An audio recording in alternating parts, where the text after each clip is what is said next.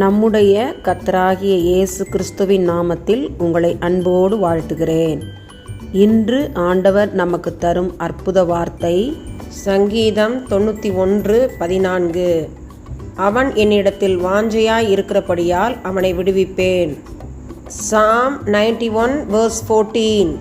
He hath set his love upon me, therefore I will deliver him. அன்பான சகோதர சகோதரிகளே, இன்றைக்கு உங்கள் வாஞ்சை எதன் மீது காணப்படுகிறது? அநித்தியமான பாவ சந்தோஷங்களின் மேல் வாஞ்சையாய் காணப்படுகிறீர்களோ? அப்படியானால் விட்டுவிடுங்கள்.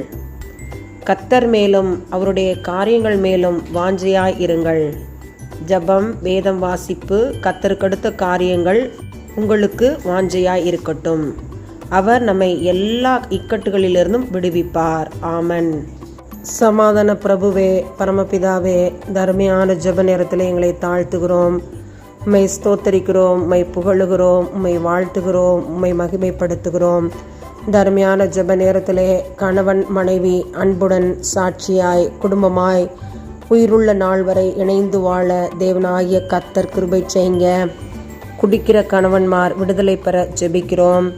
ஈகோ பிரச்சனைகளை கணவன் மனைவிக்கிடையே அகற்றி போடுவீராக. குடும்பமாய் வருகிற வருமானத்திற்குள் சிக்கனமாய் குடும்பத்தை நடத்தக்கூடிய கிருபைகளை கணவன் மனைவிக்கு கட்டளையிடுங்க. பிள்ளைகள் முன்பு சாட்சியாய் அன்புடன் சந்தோஷத்துடன் கணவன் மனைவி வாழ கிறிஸ்தவ அன்பிலே நிலைத்திருக்க தேவனாகிய கர்த்தர் கிருபை செய்யுங்க.